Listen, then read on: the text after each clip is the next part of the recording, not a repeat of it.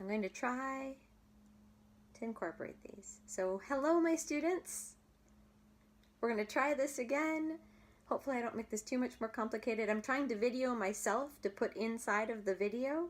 If it doesn't work, then you're just going to have the PowerPoint with my voice. But occasionally I might look up and try to talk to the video, and hopefully you can see me if I put it together the right way. So we'll see what happens. YouTube seems to be working, so I think that's going to be where I put my videos from now on. Seems to be a good place. At any point you might see my new dog walk by. So his name is Bailey, and I love him very much. He's a great dog. But let's get back to class. All right, we've got our next section, plate tectonic primer. Primer means like basics of plate tectonics, and an introduction to the Wilson cycle. So plate tectonics is something that you learned sophomore year in geology class, and so we're going to go back over a lot of that today, because plate tectonics drives the way that all of the rock types are made. Then the Wilson cycle, we'll get to that. That's going to be completely new, and all of the learning we do about rocks is going to come back again and again to the Wilson cycle. It's a place for you to understand where different rocks are made on Earth, why they're made there, how they're made there. It's kind of a three-dimensional map for you to understand how and where rocks are made. All right, and I want to credit Dr. Lynn Fichter. It's not a she. Lynn is usually a girl's name, but this is a guy. Is at James Madison University and put together excellent lessons. The reading that you do about the Wilson cycle is all by Dr. Lynn Fichter, and he's a very good teacher on the Wilson cycle. So I've learned a lot from him. I wasn't his student, but I've learned a lot from him, and you will too. All right, so let's get going. Objectives today, that you will understand convection even better. So you learned last time about conduction, convection, radiation. It was a review about that. You've learned about convection in the mantle before, but this time I want you to really understand it, because it will help you understand rock formation. So I want you to be able to describe the whole process of convection in the mantle. I want you to be able to describe what plate tectonics is, because convection in the mantle causes plate tectonics. And I want you to be able to list the things that plate tectonics explains. I'll get down to our videos at the end. Second set of objectives. There are 6 tectonic regimes, so I want you to be able to tell which of these regimes are active. You need to be able to tell me all the names of all the regimes. Describe them a little bit and tell me which of them are active and which are passive. Describe what active means, active regime, and what would you expect to find or happen in an active regime. You need to be able to describe that, and be able to describe what is a passive regime and what would happen in a passive regime, or more likely actually what wouldn't happen in a passive regime. That's a hint. Next objective, we're going to learn there are 9 steps to the Wilson cycle, 9 stages. Today, if things go well, I'm going to keep track of time. If things go well, we're going to do Wilson cycle stage A, B, and C. And for each of those, you'll be able to give me an example of a real-life location on Earth for each stage. Oops, I didn't put this in here. I'm going to add it later. You'll be able to describe each stage. I thought I had this in here, but apparently I didn't. Oh, yeah. I thought I'd change this out. You don't have to be able to list all the rock types that form there. We're going to try to get through each of the rock types one at a time. And then last objective is that you'll be able to explain why ocean basins are low and continents are high. There is rock under where you live in Ulaanbaatar. There is rock under where I live in Texas. There is rock under the ocean, under the water of the ocean. But the rock under the ocean stays a lot lower so that it can create a low place for water. The water isn't so heavy that it pushes down the rock. The rock stays low in the ocean basins because of the type of rock, and the rock in the continents where we live, dry land, is up high, so it doesn't get covered with oceans. Why? Why does that happen? We'll find out today. All right, so let's do a little bit of review. Last week was a failure. 2 weeks ago, or maybe last week because you finally got to hear the lecture, we learned that the Earth started as a hot, melted ball of elements, and that the Earth began to cool, so it's just a big, hot, red, melted ball of elements that are not solids right now. It's a liquid at the beginning, and then it started to cool, and it cooled through convection of heat in the mantle. So we got this turning inside of the mantle of the mantle itself is moving because of heat and transferring heat out of it, and then moving down and transferring heat into itself. We'll learn a lot about that today. But conduction, so that mantle came up and it touches the rock at the surface, and the rock at the surface became cool and solid pretty quickly. And it transfers that heat from the liquid into the solid rock of the crust through conduction by touching. And then that heat radiates out from the planet into space because of the great temperature difference between the Earth and outer space. You also learned last week, or 2 weeks ago, sort of, as the Earth cools, that it sorted itself into two kinds of layers, different types of layers, two ways to think about the Earth in layers, or its stratification, right? So the first type was chemical layers. And chemical layers, that happened because when the Earth was all liquid, the greatest amount of gravity is in the middle of the Earth, and so the densest, the heaviest elements moved towards the inside of the Earth, and the least dense elements, like oxygen, nitrogen, the things that we're breathing right now, right? They moved to the outside of the Earth. So the least dense elements are out here, and we get higher, higher, higher density till we get to the core of the Earth. Those chemical layers, so we've got 3 chemical layers, right? Can you think of what they are? I'm giving you a moment. Talk to each other. What are the 3 chemical layers of the Earth? The very inside is called the core. Very inside is called the core.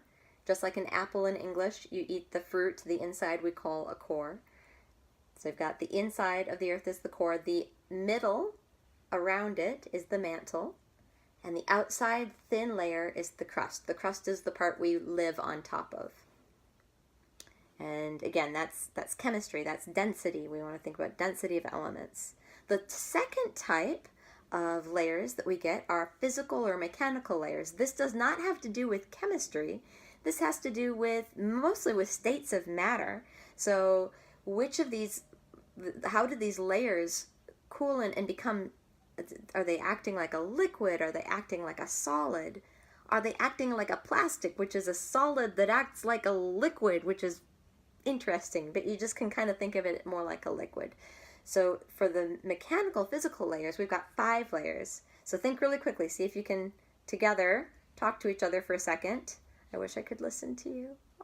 What are the 5 mechanical, physical layers of the Earth? You need to know this. This is very, very important. All right, so the very inside, we take the chemical layers and we break them into 2 layers. The chemical core has an inner core, and it's distinguished by being solid, and then an outer core, and it's distinguished by being liquid. And remember, the inner core is solid, not because of the temperature. It's actually very hot, 6,000 degrees or so in the center of our planet, 6,000 Celsius, and it's like 5,000 Celsius in the outer core. But it's the pressure that's pushing all of the Earth together that makes the inner core solid and then the outer core liquid. This is not under as much pressure, so it stays liquid. Then above that, we have a solid layer of the inner mantle, just mantle. Sometimes we'll call it inner mantle or mantle. And then above that, we've got a plastic layer of asthenosphere, which acts like a liquid, which can turn, right? And then above that, we've got a solid layer of lithosphere. And asthenosphere means the weak layer. It's plasticky and it moves around. And then above that, we've got the physical mechanical layer called the lithosphere. That lith means rock, L-I-T-H, the lithosphere. I think I've actually got a slide for this. So lith means the rock. So that's the 5 layers. So here are our chemical layers. I should have just gotten to this, right? In the chemical layers, each layer has a different chemistry. The low density elements tend to move up, so we've got silicon and oxygen, low density elements over here. Oh, those are supposed to be around silicon and oxygen. Things got moved around on my slides. And they're going to move up because they're low density. And then I've got high density, sorry, this is supposed to be iron and nickel right here. And they're over here, and they're going to move down into the earth because of density. So the core itself is mostly made of iron and nickel.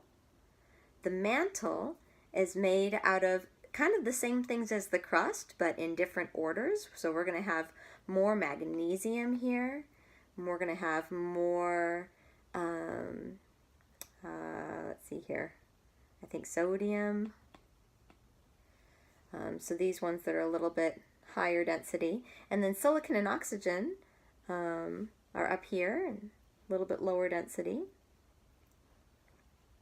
That doesn't quite make sense because these are a bit, it depends on what minerals they're making actually. It's kind of simplistic to say it's just the density, but there we go. All right, and then we've got the physical mechanical layers. Again, they form because of pressure and temperature differences. So the further we go into the earth, we're going to have increasing temperature. We're also going to have increasing pressure.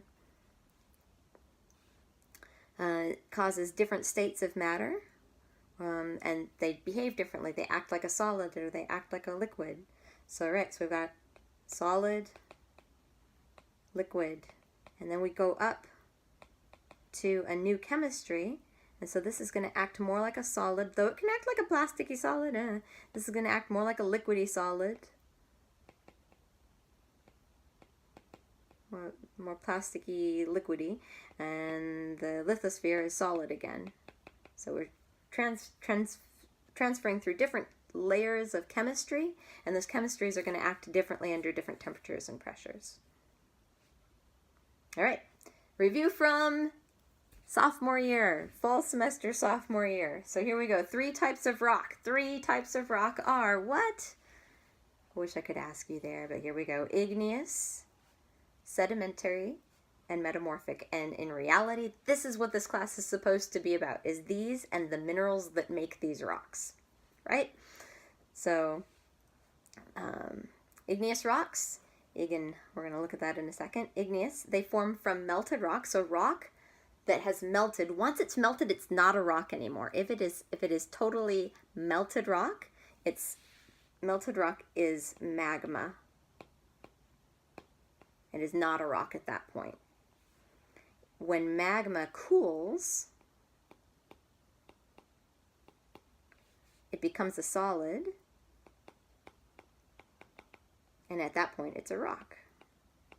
And not just any rock, it's an igneous rock. This type of rock always starts being formed under the earth, and almost always finishes being formed under the earth as well. Igneous means fire. So think hot. Think we start with a melted rock and then it becomes cool and becomes a solid rock. But it begins by melting. Sedimentary rocks.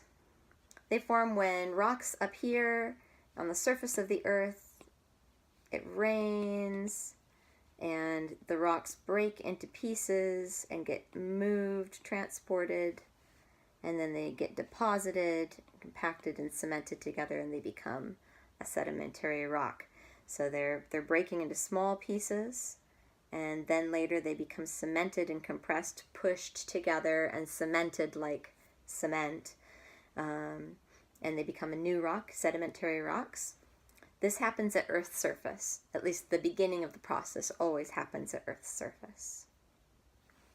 This is rain, wind, breaking the rocks into pieces. All right, last of the rocks, metamorphic. They form when any rock increases in pressure and temperature. So we've got increasing pressure, increasing temperature, or a chemical environmental change. So new chemicals are added to the environment and the minerals end up changing. Metamorphic rocks form when one mineral changes to another type of mineral or its form changes. This is always going to happen under Earth's surface. We're not going to metamorphose any rocks above Earth's surface. All right, so we've done this, again, sophomore year. I want you to look on your notes. You have a place right now on your notes, and I need to actually open my notes up here so I can see what you are looking at on your notes and make sure that you're filling everything in as we go. All right. All right, so go to the very, so I wanted you to write down how igneous rocks form. Hopefully you saw that on the sheet. That's going to be important for this stage in the class. So now you're looking at my ceiling. So hopefully you got that. If not, pause, go back, write down what an igneous rock, how igneous rocks form. And now right next to that, you're going to have, in your sheet, you're going to have this diagram. I want you to try to fill it in. So pause the video for just a moment. See if you remember anything. Really, pause the video. Imagine there are 2 lines right now. I'll just write 2 lines like this. Pause the video for a little bit. Try to fill it in. See what you got. And then start the video when you feel like you filled in as much as you remember, okay? All right. So I'm going to see if I can erase those.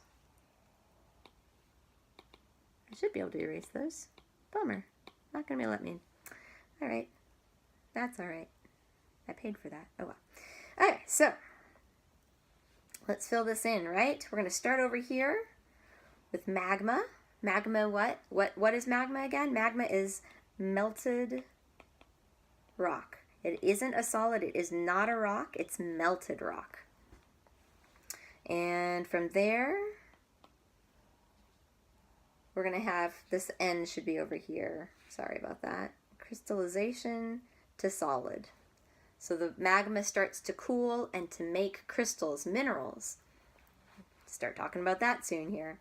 And it can crystallize in one of 2 places. It can do it on the outside of the Earth and become an extrusive igneous rock. Or it can do it on the inside of the Earth and be an intrusive igneous rock. And then it can be lifted up to Earth's surface. And when that happens, now it can rain and snow and the wind can blow and it can break this mountain, this rock, into smaller pieces. That's called weathering into sediment. The small pieces are sediment. The sediments and ions, there's going to be dissolved pieces too, will be transported, moved, and matured. They're going to be changed over time. And eventually they're going to get to a low place and be deposited, or the ions, the chemical ions, will precipitate into a solid.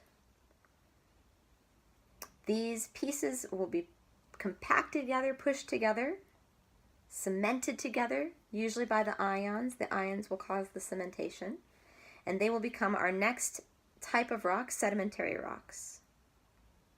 Sedimentary rocks are made out of smaller pieces of older rocks that have broken off and been moved through the cycle.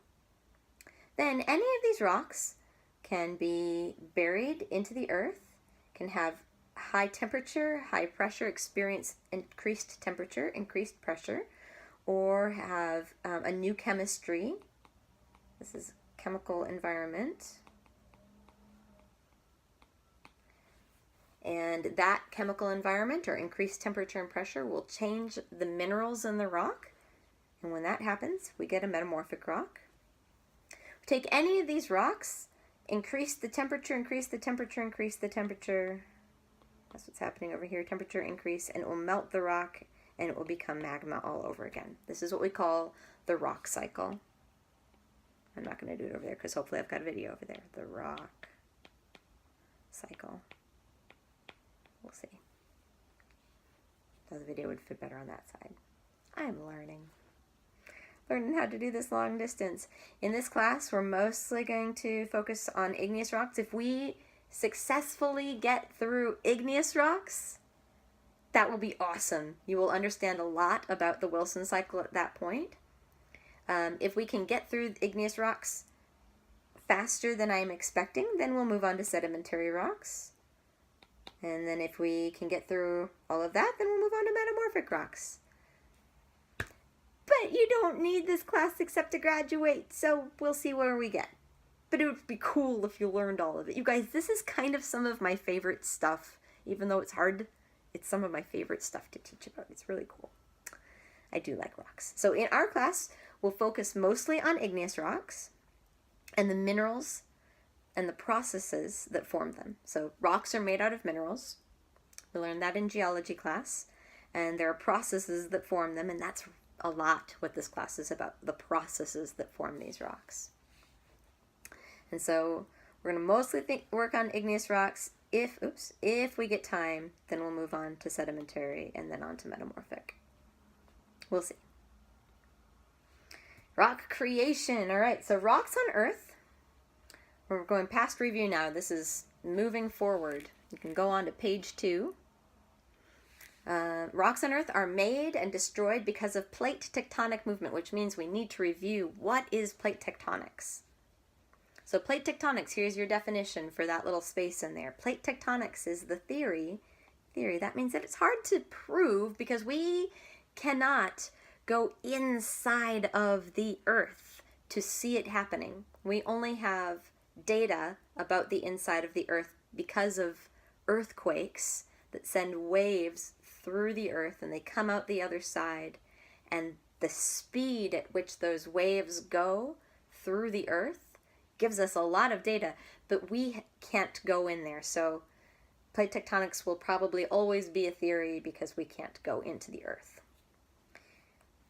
So plate tectonics is a theory. It explains why and how pieces of the lithosphere move around on Earth's surface. Right? What's a lithosphere again? Lith. That's the rock sphere. That's the surface of the Earth. How the pieces of the surface of the Earth are broken up and move around. And I want you to learn this. This is a really good root for you to know. Tecto means to build. Tectonics. So when we say plate tectonics, I want for you to think about building new continents, new oceans. We build oceans because there's rock under them, and new rocks. Building new continents, new oceans, new rocks. Also destroying them, but sometimes to build something you have to take apart something else, right? All right, so this is a good little video that shows how plate tectonics happens over time. Remember, this is the geologic time scale. So this is the beginning of the Earth, and this is now. And we're going through the time scale. And eventually when we get to the very top in the Cenozoic, you start seeing that the continents are where we expect them to be. And Mongolia ends up being right around here on this map. So check out what ends up sitting right there in a little bit. Did you see it? There's no way for me to pause it. It's a GIF. All right. So plate tectonics. What does plate tectonics explain? It explains how continents and oceans move. They move around. And it explains how Earth's rocks, continents, and oceans are made, are changed and are destroyed. So we've got movement, and then we've got making, changing, and destroying rocks, continents, and oceans. I think you need to write that down. Make sure you get that there. All right, so this is going to be a little review. Again, we did the lithosphere, the asthenosphere, the mantle, all in the last session. But I want us to review this. Oh my goodness, I think we're moving okay. 25 minutes in. This is good. I should keep track this way. All right, so plate tectonics. Earth's crust is divided into pieces called plates. So this is a plate. And this is a plate. Each of these are different plates. The plates float on top of the mantle. Why do they float there? Why is the crust above the mantle? The crust is less dense rock, right? We've got chemical layers. We've got the inside of the earth is the most dense. The mantle is less dense than the core. And the crust, where these plates are happening, is the least dense. So they float like a ball would float on water. Less dense. All right, so let's look at why that's happening. We did this diagram. This is the igneous rock diagram. This shows us the chemistry of the igneous rocks, and this is going to be extremely important. Actually, I think I'm going to add this to your homework somehow. You really have to memorize this part at the bottom. All of that. Not for now. You don't need to worry about the names of the minerals. That'll be a little later in the class, but for now, you've really got to memorize this bit. So it'd be good for you to start working on filling this in. Actually, go to the back of your notes right now, and there is a diagram for you to fill in of the parts that I want you to memorize for now. Don't worry about texture for now. Don't worry about the mineral names in that top part of the diagram. But I want you to memorize the rest of this. So we've got rhyolite and granite are two types of igneous rocks, and their chemistry, their composition, their chemistry is felsic. Then we've got andesite and diorite, and their chemistry or their composition is intermediate. Then we've got basalt and gabbro, and everything's gotten moved around. This should be here and this should be here. Their composition is mafic. And then we've got comatite and peridotite, and their composition is ultramafic. What's happening in this diagram is if you go left, we get less dense elements, and we get lighter colors. If I was teaching this class to you in person, I would be showing you all of these rocks, showing you all of these minerals, and you'd be able to start making some connections. But these rocks to the left side have light colored minerals, and they're not very heavy. They're very lightweight rocks compared to the ones on the right. I might at some point ask you to go dig out the rocks and just pick them up and look at them and start getting an idea. So we're going to look at this a little bit more later. But the ones right now, it's important to know that the ones on the left side are low density minerals, and the ones on the right are low density elements, and the ones on the right are high density elements. Most important thing. So density is high on the right, and density is low on the left. You might want to add that to your diagram. If you need more time to fill in the diagram, go ahead and do that. Pause it again. Okay, let's move on. All right, so plate tectonic movement happens in the Earth's outside layers. So the inner core, the outer core don't really feel any of this. They're just the heat source that's moving everything. They happen we've got convection in the mantle. So that's that turning. We're going to look at that turning today. And movement of the asthenosphere and lithosphere. So in this picture, what we're looking at is the asthenosphere. This whole thing here, from all this pink, is the asthenosphere. And then the lithosphere is, so asthenosphere is all mantle. Lithosphere is mantle and up here, this bit, this black bit, and this bit is crust chemical layers. This is mantle chemical layers down here. So right now this diagram is showing you both chemical layers and mechanical layers. Asthenosphere, lithosphere. We're going to review these again. So the lithosphere is a physical mechanical layer. It's a solid layer. It's the outside of the Earth. Top layer of the Earth, rock surface where we live. It's 7 to 100 kilometers thick. Whoa, that's a big difference, right? It's very thin. Oops. It's very thin under the ocean. It can be as thin as 7 kilometers. It can be more thick than 7 kilometers, but it tends to be very thin, maybe up to 10 kilometers, maybe. And then the continental crust is this part. So this right here is under the ocean.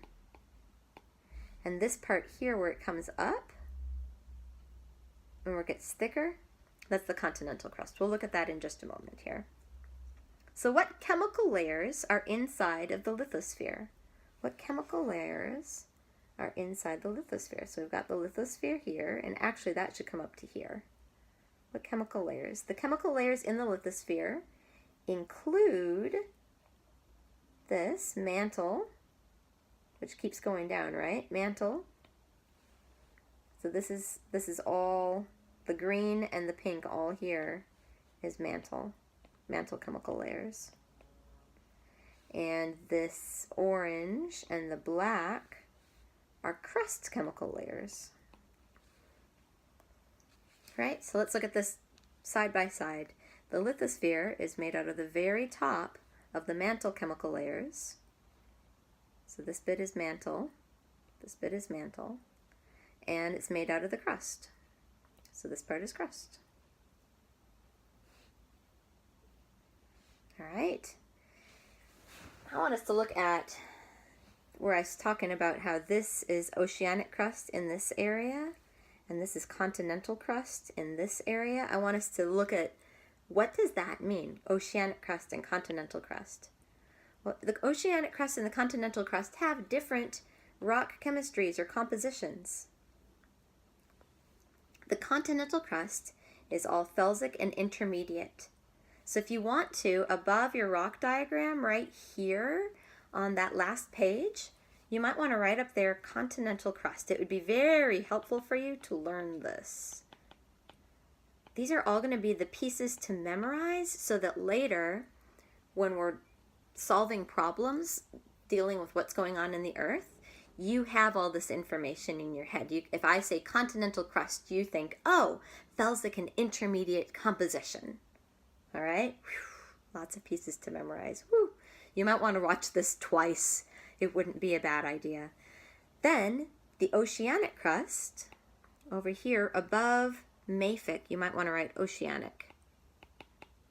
Under the ocean is the crust that is mafic, oceanic crust. And then underneath all of that is the mantle, and it's its own rock, actually. So this is chemistry, right? Oceanic crust, chemical layer.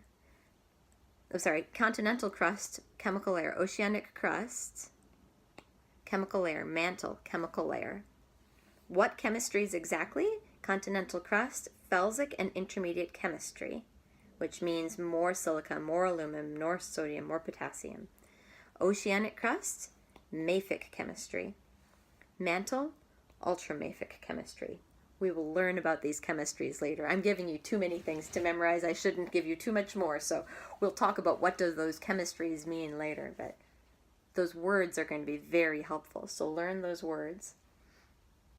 All right, so the lithosphere, we've done all this already. What the lithosphere is made of what chemical layers? It's made out of the oceanic crust, the crust chemical layer, which is a mafic rock, mafic chemistry. The continental crust, a chemical layer again, which is made of felsic and intermediate chemistry. And the upper top of the mantle right here, right? Ultramafic chemistry. So this is mafic. Sorry, this is ultramafic. Ultramafic, this green mantle, ultramafic. It's the lithosphere, it's solid, right? This is solid mechanical layer, ultramafic mantle chemical layer. The oceanic crust is mafic chemical layer, or mafic chemistry of the oceanic crust chemical layer. And the continent is felsic and intermediate chemistry. If you feel overwhelmed with too much information, don't worry. We're going to go over this again and again and again until you get it. That my goal is for you to understand. So this is a lot of memorization, a lot of information at the beginning. Memorize as much of this as you can. This is the time for memorization. When we get later in the class, I don't want you memorizing everything. I want you to use everything you memorize now so that later you can understand. Okay? All right. So, one more time. Everything here and down, this is all mantle. This is a line between the asthenosphere, which is plastic, and the lithosphere, which is rigid. But this is both of these are mantle chemistry, mantle chemical layers, right? This mantle here, so mantle chemical layer, has an ultramafic chemistry. Ultramafic chemistry. Ocean crust has a mafic chemistry. Continental crust has a felsic and intermediate chemistry. All right, moving on. It's all going to make sense eventually. We'll just do tons of repetition. So the chemical crust is part of the mechanical lithosphere. The chemical crust is inside of that mechanical lithosphere. Let's go back and see it. There we go. Oops. The chemical crust is inside of the mechanical lithosphere. All right. Inside of that, we've got two types, right? We've got the oceanic crust. That's this part. The oceanic crust is made of mafic rock. The reason why it goes down here is that above this is all water. That's the ocean water in there. I wish I could change colors, but apparently it's not letting me do that. I was supposed to have a 30-day free trial, and it's not working. And, all right, so the ocean crust there is made of mafic rocks. What are the mafic rocks? Basalt, gabbro. Don't worry about that part right now. I don't need you to memorize basalt and gabbro yet.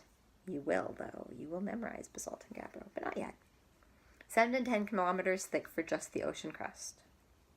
That's just this part here. When you see, whoa, what did I just hit? That was interesting. Whee! There we go. When you see in these diagrams a thin black layer, that's the ocean crust. Okay? That's the rock underneath the ocean. And you can see in this diagram even they've put a little blue ocean. This is water that's above the oceanic crust. So this is, oh, look at there, mafic rocks inside of the oceanic crust. Great. Again, chemical crust is part of the mechanical lithosphere. If I had that other diagram over here, right, we would see that the lithosphere comes down just a little bit. So then we've got the continental crust. So this piece over here is continental. This piece over here is continental. Continental crust. Which chemistries? The chemistries are felsic and intermediate. I don't need you to learn the names of these rocks yet, but granite and diorite would be the main ones. This rock can be anywhere from 10 kilometers thick right in here to 100 kilometers thick over here. So this whole thing is continental crust. Right now what we're doing, we're looking at it. I didn't mention this before. I am about to in a little bit, but these are cross sections. So we are cutting into the earth and seeing, like if the earth was around here and we cut into the earth and looked at the at the inside of the earth, what those layers look like. So we just feel like the earth just goes up and maybe there's some mountains and some more mountains over here, right? But underneath that rock that we're walking on, it doesn't just stop a little bit way down. It goes really far, 100 kilometers or so. 100 kilometers thick. So nuts. And the chemistry of this rock is felsic and intermediate. All right. Great. All right. So the asthenosphere, see here. So we're going down a layer. We just finished off the lithosphere. Now we're going into the asthenosphere. The asthenosphere itself is a physical mechanical layer. So we're not talking about chemistry right now. We're talking about physical mechanical layers. Whereas right here we were talking about chemical layers. Now again we're talking about the physical mechanical layer of the asthenosphere. It's a plastic layer. It acts like a liquid. Hot plastic. It's 150 to 200 kilometers thick, so we're starting up here and we're going 150 to 200 kilometers thick. And what is the which chemical layer is the asthenosphere part of? What chemical layer is the asthenosphere part of? It's part of the mantle. And that means that it's ultramafic as well, chemistry-wise, even though it's plastic. So this part here, this is the asthenosphere, the pink. This is all asthenosphere, and it's part of the mantle. So this is mantle here. I'm trying to write sideways. It's all mantle all the way through here. Mantle up here, all the way down. But just this, everything underneath the green is acting like a plastic. A liquid. I hope you can see that. Right it here, plastic.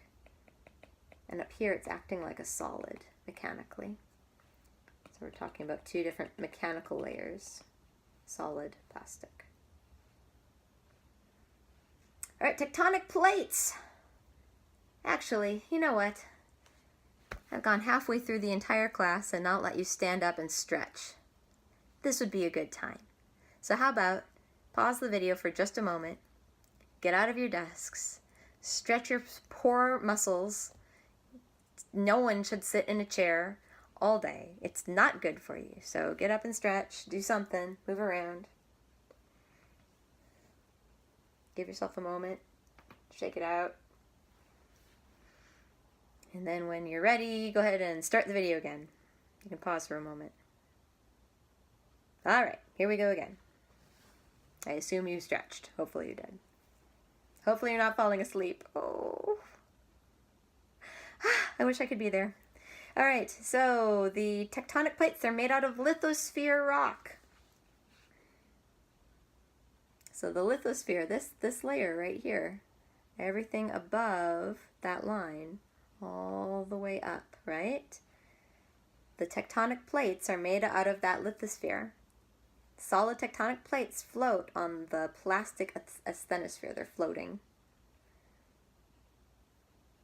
The density down here is high, and the density up here is lower. So what chemistry of rocks are in the lithosphere? What chemistry? Oh, let's go back one. What chemistry do we have? We've got ultramafic, we've got mafic, we've got felsic, and we've got intermediate, right? What chemistry of rocks are in the asthenosphere? Down here, just ultramafic, and it's a little different because it's not quite a solid, but it's not quite a liquid. All right, so let's look at this again. In the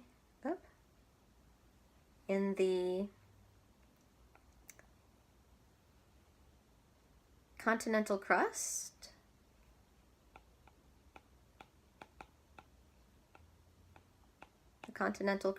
we've got felsic and intermediate all the way down here.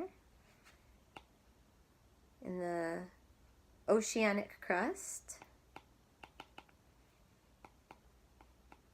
we've got mafic rocks, mafic chemistry. And in the mantle, we have ultramafic. All right, so oceanic crust, continental crust, mafic. Upper mantle, ultramafic. Mafic, felsic, intermediate.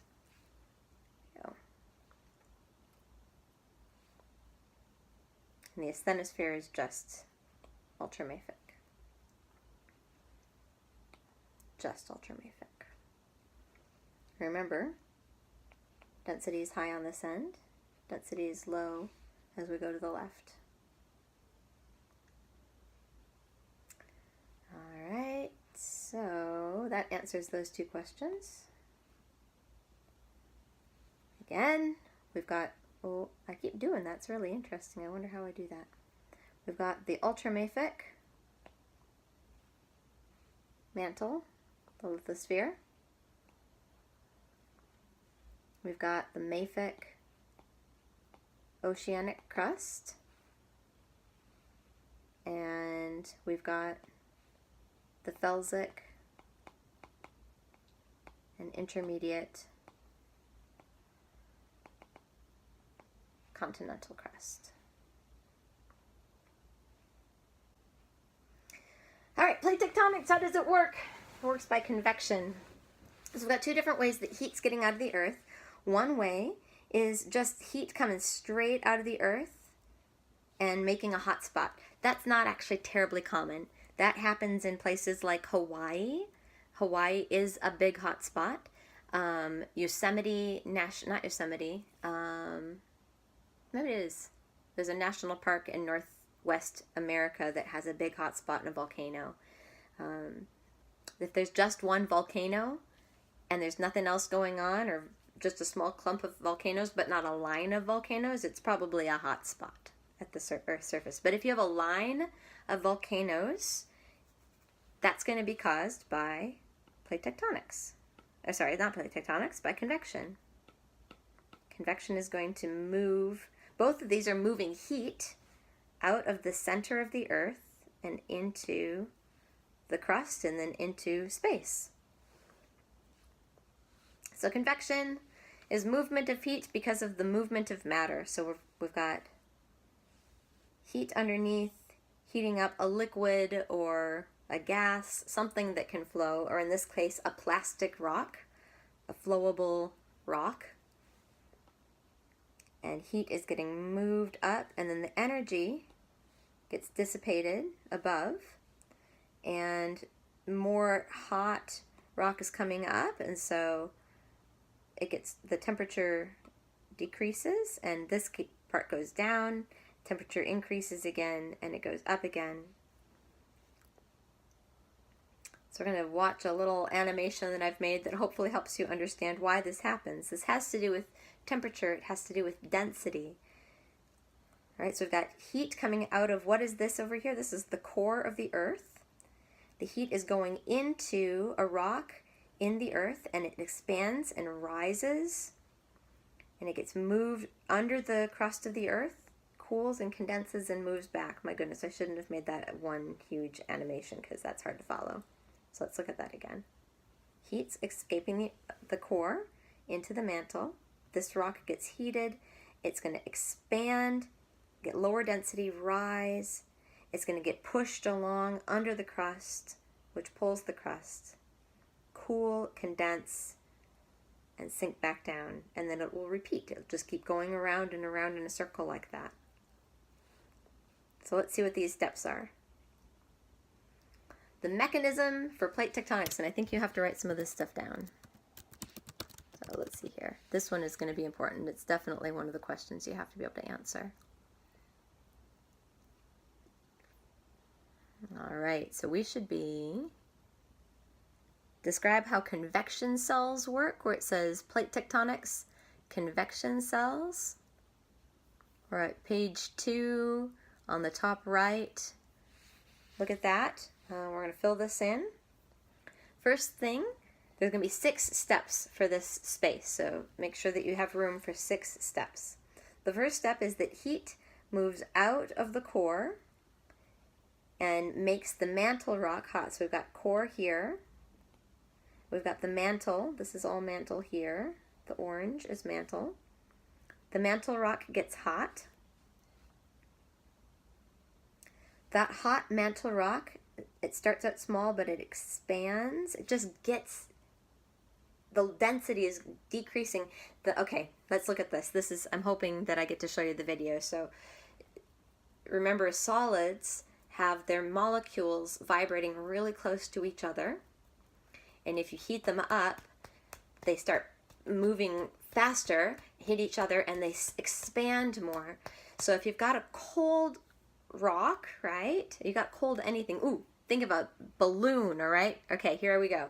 A child has a balloon, and he's so happy with his balloon. And then he goes outside, and what happens to the balloon in the winter? Outside, that balloon, it gets smaller and smaller, and I'm losing my Mongol health. Emma is grandma, Ekche is sister, Edge,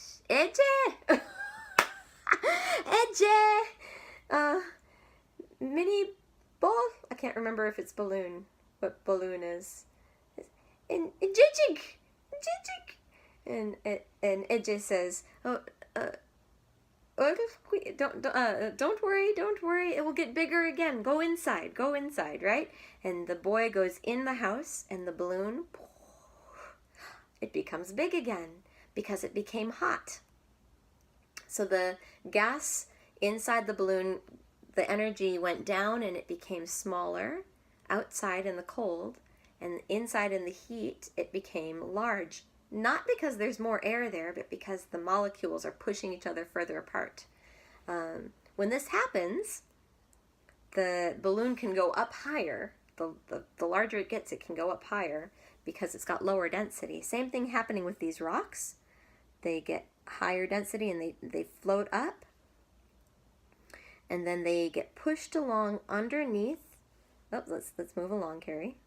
The heat. Oh, let's look at what happens right here. Right here. This is important. Heat from Earth's mantle conducts into the asthenosphere. So remember, the asthenosphere is part of the mantle. This upper part right here, this is the asthenosphere.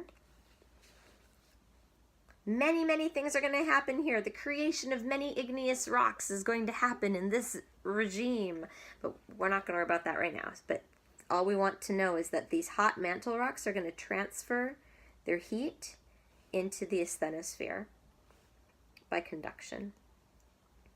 Then the mantle is going to flow underneath the asthenosphere and the lithosphere, and it's going to pull on the lithospheric rocks. It's going to pull them apart.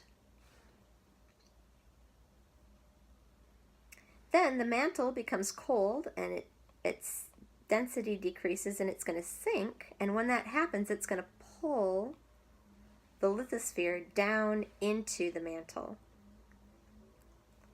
Many things will happen here with the melting of rock and creation of new rock, but we'll learn about that later. Then those mantle rocks get moved back around, they get hot again, and they continue that cycle around and around. Moving heat. So in this, we're moving heat out of the inside of the Earth to the outside of the Earth, but when that happens, when we've got that conduction happening up at the surface, we've got melting. We're gonna create new igneous rocks here. Igneous rocks. We're going to learn all about that. And we're going to create new igneous rocks here. Both where it's coming up and where it's dragging that lithosphere into the earth. All right, in plate tectonics, we have 3 types of plate boundaries. This is also from geology class. We've got divergent boundaries. This here is a divergent boundary where the plates are moving apart from each other. That's happening at places right here. The plates are moving apart from each other. And that's happening because of convection happening here. Actually, this is going to move all the way to here. Ignore this line. All right, second type is convergent. That's when 2 plates are moving towards each other. They're converging towards each other, and one plate's going to go under the other somehow. That's happening over here in this picture, so actually look over there. So I've got lithospheric plate going under lithospheric plate. And the third type, we've got 3 types of that. We can have ocean plate going under ocean plate. So we've got oceanic crust and continental crust. We've got 3 different scenarios. Oceanic crust going under oceanic crust, oceanic crust going under continental crust, or continental crust going against continental crust, and neither of them actually goes down, but we've got some subduction that happens right before that. So oceanic to oceanic, oceanic to continental, and continental to continental. If you can see me in my other video, where I'm actually live video, ocean crusts are thin, so I demonstrate it like this.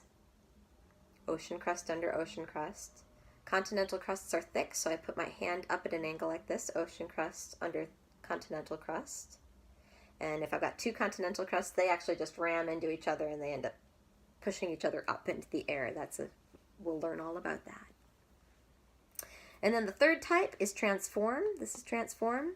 In reality, we don't care about transform in this at all. Maybe not at all in this class. If we could get to metamorphic rocks, we would care about transform boundaries. But in general, we don't care about them. It's just the divergent and convergent for igneous rocks. All right, so one more time. Divergent boundaries, the crust is moving apart. Convergent boundaries, the crust is moving together. Don't worry about the transform boundaries. I don't care about them too much at all. So here we can see divergence. Here we can see convergence. And here's some more convergence here. This one's oceanic to oceanic. This one over here is oceanic crust to continental crust. Continental crust, oceanic crust. It would be good to study that just a little bit if you want to stop and look at it. And, let's do this also. And this divergent boundary is happening because of convection moving the mantle. So this is mantle down here, which pulls apart the asthenosphere and the lithosphere. I should just get rid of that one. That's a little bit too much information. What do I want to show you here? Where are some convergent plate boundaries and divergent? So divergent plate boundaries, we can see, what you see, this is the boundary of North America and South America over here. And this is the boundary over here of Europe and Africa, right? And in between the two, we've got ocean, and these plates are moving apart from each other. Okay? So this is a divergent boundary. Over here, the Nazca plate, this is an ocean plate that's going under a continental plate. So this is oceanic to continental convergent zone. Over here on the left, we've got oceanic plate going under oceanic plate. And so that's an oceanic to oceanic convergent zone. And then The best continental to continental I've got for you is over here on the right, with India hitting Eurasia, and the highest mountains in the world are happening right here. Continental to continental. All right, so all this moving around of all these plates creates 6 different lithospheric tectonic regimes. This is caused because the heat is leaving the Earth, and so we've got different ways that the heat's leaving the Earth and the way that that heat interacts with the rock around it. So heat leaving the Earth, plus tectonic plates, plus plate tectonics. Wait a second, carry back. Tectonic plates plus plate tectonics. Is that not the same thing? Not quite. This makes 6 different tectonic regimes. What's the difference between tectonic plates and plate tectonics? Well, let's see here. We've got the noun has to be second, right? So here it's tectonic is describing the plate. So this is the actual rock, right? Plate tectonics, this is, I said tecto means building. So this is an action. So this is the movement. And this is the rocks that are being moved. Whew. What does regime mean? It's a region. I don't know why we use that word, regime. The 6 tectonic regimes. This is, I'm sure that you've got to make notes on this one because I know that you have to answer a question on this one. So make sure you're paying attention here. The 6 tectonic regimes, they're each made of different types of rock, different combinations of rock that are being affected by or are not being affected by Earth's heat and plate tectonics. Each tectonic regime has the ability to create one or more type of rock. It can create an igneous rock and or a sedimentary rock and or a metamorphic rock. So each regime has the ability, it's able to create one or more type of rock. And if we are able to go through igneous and sedimentary and metamorphic, you will learn which regimes and which stages of the Wilson cycle create these different types of rocks. Otherwise, you're just going to learn igneous. We'll see. So we've got 2 passive regimes, and these are words you're going to need to learn because we're going to use them. We've got the cratons. This is stable continental crust. Continental crust, right? Continental crust. When I say stable, I mean no tectonics are happening here. No heat's being added, no movement. So continental crust with no extra movement, no extra heat. We also have ocean basins. A basin is a low place that can hold water or hold sediment, but in this case hold water. And it's a stable, the ocean basins are stable ocean crust. Stable again, meaning no heat, no movement. When we say passive then, when we say passive, mean no heat being added and no movement. Think no volcanoes, no earthquakes. In an active regime, we've got hotspots. So hotspots where heat is just coming up in one place and making an island. And a good example of this is Hawaii. Hawaii, the island Hawaii. If you don't know about Hawaii, go look it up. It's a cool island. Divergent boundaries. So in active zones, we've got hotspot. Hotspot is just one column of heat coming out of the inside of the Earth and poking up through the crust and making a volcano right here. All right, one little volcano coming through the crust. Can be through ocean crust, can be through continental crust, either one. Divergent boundaries, that's where we've got movement opening up the crust, pulling the crust apart. So we've got convection cycles here. We've got divergent boundary happening here. Convergent boundary, we've got crust moving towards each other.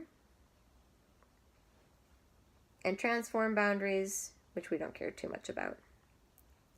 So those are our 6 lithospheric tectonic regimes. Passive, no heat, no movement. Active has to have heat or movement or both. Hotspots, we're adding heat. Divergent boundaries, we're doing movement and heat. Convergent boundaries, we're doing movement and heat. Transform boundaries, we're just doing movement. All right, so passive regimes happen because no heat is added. No heat means no movement. There we go. Active regimes means we have heat added. Heat added means we're going to have movement. Or in the case, so these three all have heat added. This one's only movement, but it's happening because of heat in other places. All right. Because we've got plate tectonics and tectonic regimes that move and change over time. Because of plate tectonic regimes, they move. These 6 regimes, they're not gonna stay the same forever. A place that is passive for a long time can become a place that is active if heat and movement start in that area. A place that is active can become quiet, geologically quiet. And when we say geologically quiet, we mean that there's no more heat being added anymore, so there's no more movement. So an active regime can become a different regime later. It can become a passive regime. A passive regime can become an active regime. This change over time can be described using the Wilson cycle, and this is going to be where we start in on the Wilson cycle. All right, so the Wilson cycle, it's a model. Model means we're just showing how something works. It shows how the rock under the earth and in the earth actually, is created and how that's destroyed. When this happens, oceans, this is specifically what the Wilson cycle demonstrates. We've got dry land, and then we get heat added underneath, and it's going to stretch and open. We're going to get convection underneath this continent that's going to open up the continent and make a new ocean, create an ocean. And then over time, something will change, and that ocean will start to shrink and get destroyed, and it'll turn back into dry land. That's pretty crazy. So Wilson cycle in specific describes how oceans are opened and created and then later closed and destroyed. All right, so I want to show you the Wilson cycle video. Oh dear, did I? I'm going to throw the Wilson cycle video in here sometime because I don't think I've got it. Do I have it in? We're going to look in Dropbox, see if I was ready for this. Did I put the Wilson cycle video in here? I did, yes. All right, we're going to watch it. All right, so this is the Wilson cycle video. Starts off with a continent, and this continent there's going to be convection. Oh, I can't draw on here. That's happening underneath the continent and starts to open the continent and create an ocean.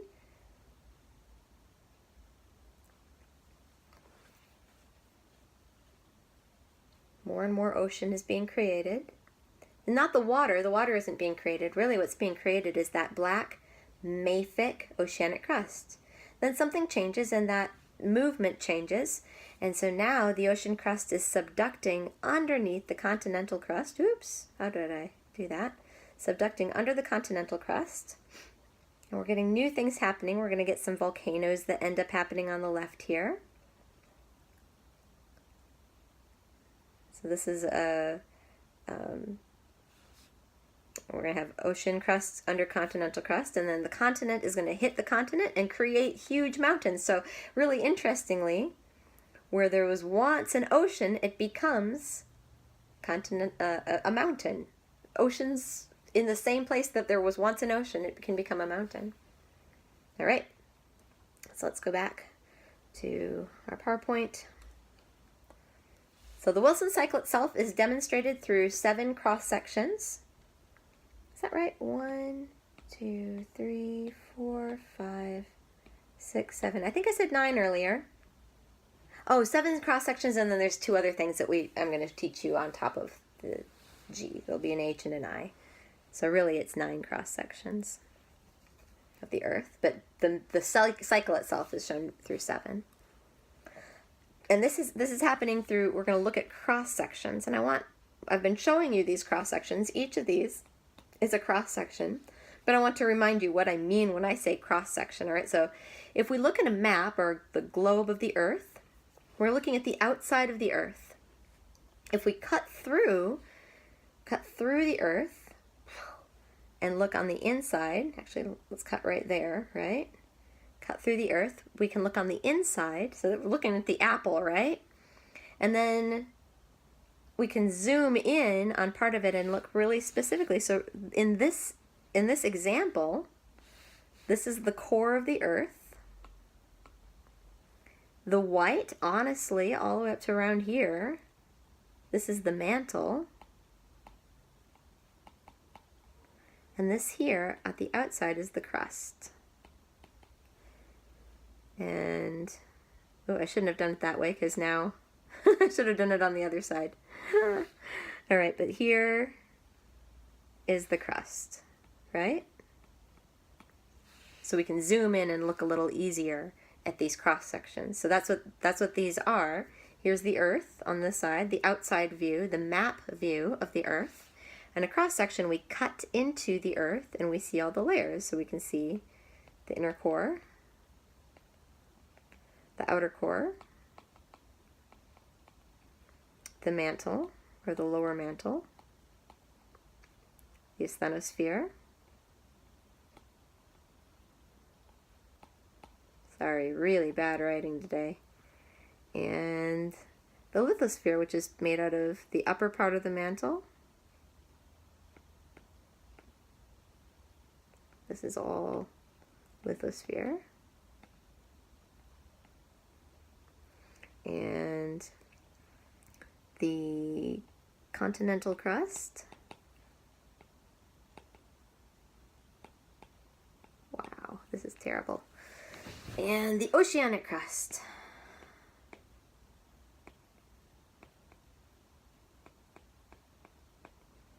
All right, there we go. Cross sections where we look on the inside of the Earth. Each step of the Wilson cycle shows how the plates move over geologic time. So we start off with stage A with a stable craton. Craton again, craton we learned means the continent. A stable continent where there's no movement. And then we're going to move through early rifting, and then an ocean basin is created, and then the ocean basin starts to subduct somewhere and go underneath other ocean or underneath other crust, and then eventually that continent it's going to collide, and we're going to have a collision, and eventually it's going to become just like it was at the start. Same shape where it's flat at the top, only a little bit different underneath. All right. Wow. I think maybe what would be best for us to do at this point is it's been an hour and 15 minutes, and probably the best thing to do right now is for me to stop and to give you homework for Wednesday, and then I will continue with teaching through probably most of the stages of the Wilson cycle starting on Wednesday. All right, so let me get out of this and go to the homework, and I'll tell you which parts of it to do. So I'll make that clear in the email. All right. So for your quizzes, it looks like you're only going to have a couple quizzes here. So 2 videos again.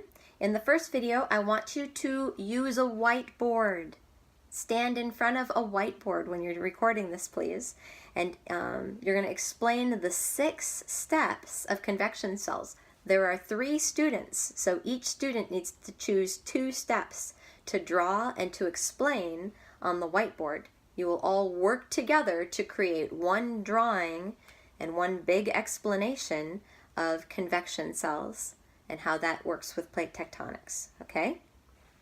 So go back, look at those 6 steps, draw them, look at my videos, look at as much as you can, understand it.